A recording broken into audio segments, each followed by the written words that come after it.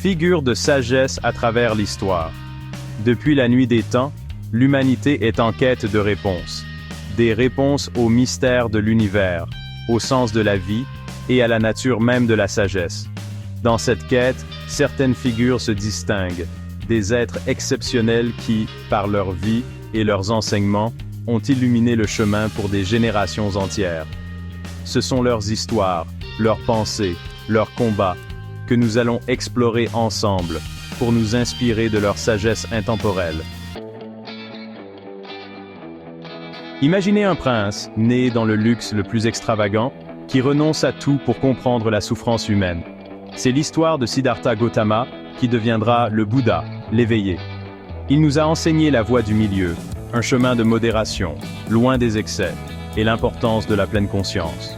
Le Bouddha nous a appris que la souffrance est inhérente à la vie, mais que cette souffrance naît de l'attachement. Dans les rues animées d'Athènes, un homme défiait les certitudes de son époque. Socrate, sans avoir laissé d'écrit, a révolutionné la pensée occidentale. Sa méthode, basée sur le dialogue et le questionnement incessant, est toujours étudiée aujourd'hui. Pour Socrate, la vérité se trouve en chacun de nous, et la seule façon de l'atteindre est de ne jamais cesser de chercher, de questionner, de douter. Le seul bien est la connaissance, le seul mal est l'ignorance, disait-il. Il y a plus de 2000 ans, un charpentier de Nazareth a prêché un message d'amour et de compassion qui allait changer le monde. Jésus, pour ses disciples, était le Fils de Dieu, venu libérer l'humanité du péché. Il a enseigné le pardon, la compassion pour les pauvres et les malades, et l'importance de l'amour inconditionnel. Aimez vos ennemis, priez pour ceux qui vous persécutent, a-t-il dit. Un appel à la paix et à la réconciliation. Chapitre 4.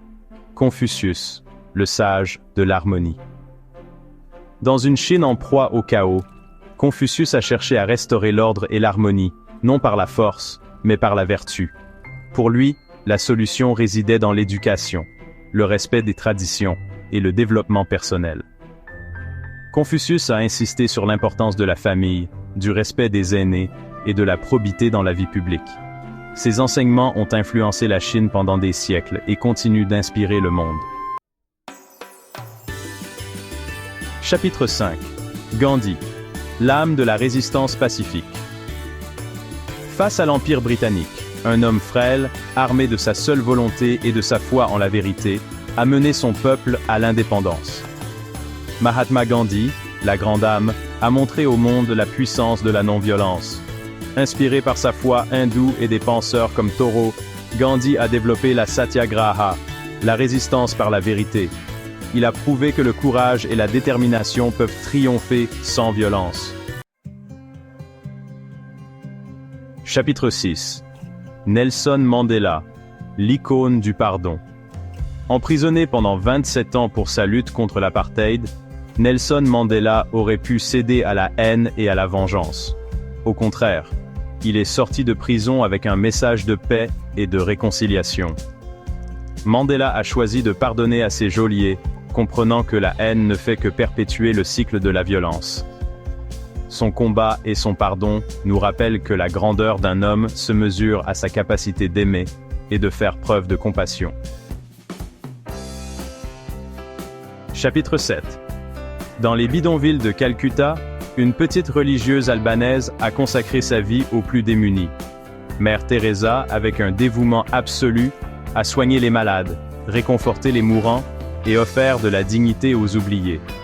Son amour inconditionnel pour chaque être humain, sans distinction de religion ou de caste, a touché le monde entier.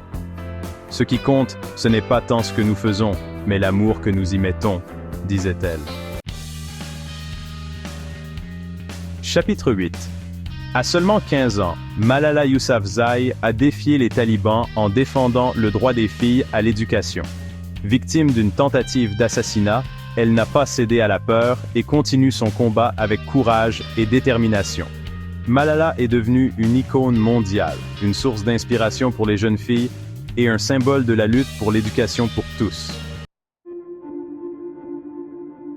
Il y a des millénaires, un sage chinois, Lao Tseu, a écrit un petit livre d'une profondeur insondable, le Tao Te Ching. Ce livre, fondement du taoïsme, nous invite à vivre en harmonie avec le Tao, le principe fondamental de l'univers. Lao Tse nous enseigne la sagesse du non-agir, de la simplicité et de l'acceptation du changement. Le sage agit sans agir, enseigne sans parler et laisse venir à lui les choses, nous dit-il. Au-delà de ses découvertes scientifiques révolutionnaires, Albert Einstein était un humaniste profond. Il croyait en la puissance de l'imagination, de la curiosité et de l'humilité face à l'immensité de l'univers. L'important est de ne jamais cesser de questionner, disait-il, un appel à cultiver un esprit ouvert et à ne jamais perdre notre soif de connaissance. Au Kenya, une femme a lancé un mouvement pour reverdir son pays et rendre aux femmes leur autonomie. Wangari Maathai, la première femme d'Afrique de l'Est à obtenir un doctorat, a compris le lien vital entre la protection de l'environnement et le bien-être des populations. Avec son mouvement Green Belt Movement, elle a planté des millions d'arbres, luttant contre la déforestation et la pauvreté. Wangari Maathai nous rappelle que chacun de nous a le pouvoir d'agir pour un monde meilleur.